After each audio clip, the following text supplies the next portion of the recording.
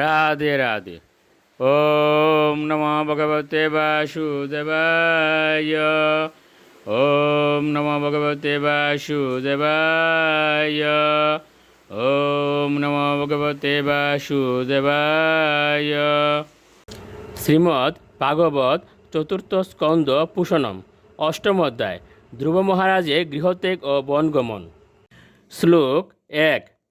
মৈত্রেয় উবাচ শনকাদ্যা নারদশ্চ রিপুর অংশু অরুণির্য়তি নৈতে গৃহান ব্রহ্মসূতা ই আবসন ঊর্ধ্বরেতস।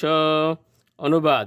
মহর্ষি মৈত্রেয় বললেন, সনকাদি 4 কুমার নারদ, রিপু, অংশ, অরুণী এবং জ্যোতি ব্রহ্মার এই শত পুত্রেরা গৃহে অবস্থান না করে ঊর্ধ্বরেতা অর্থাৎ নৈষ্ঠিক ব্রহ্মচারী হয়েছিলেন। শ্লোক ২। মৃষাধর্মৈষ ভার্যাসিদম্বম মায়াম চ শত্রুহন অসুত মিথুনম তত্ত্ব নির্তির্য গৃহে অপ্রজ। অনুবাদ। ব্রহ্মার আরেক পুত্র হচ্ছেন অধর্ম, যার পত্নীর নাম হচ্ছে মিথ্যা। তাদের মিলনের ফলে দম্ভ এবং মায়া নামক 2টি আসুরিক পুত্র এবং কন্যার জন্ম হয়।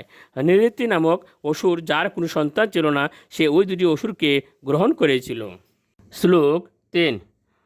তয়ু সমভবৎ লুভু নিকৃতিশ্চ মহামতে তাবাম ক্রুতশ্চ হিংসা চ যদ উদ্রুক্তি শশাকলি। অনুবাদ। মৈত্রেয় বিদুরকে বললেন, হে মহাত্মা, দম্ভ মায়া থেকে লোভ এবং সততা জন্মায়।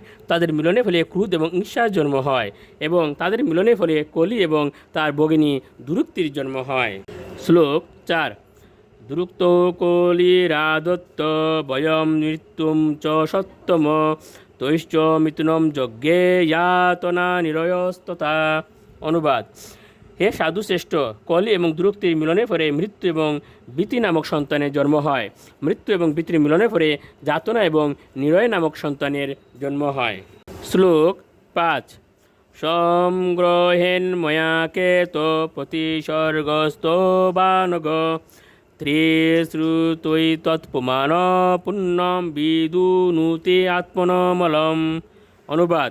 এ বিদুর, আমি সংক্ষেপে প্রলয়ের কারণ বিশ্লেষণ করেছি। যে ব্যক্তি এই বর্ণনা 3 বার শ্রবণ করেন, তার আত্মার সমস্ত কলুষ বিধৌত হয় এবং তিনি পুণ্য অর্জন করেন। রাধে রাধে।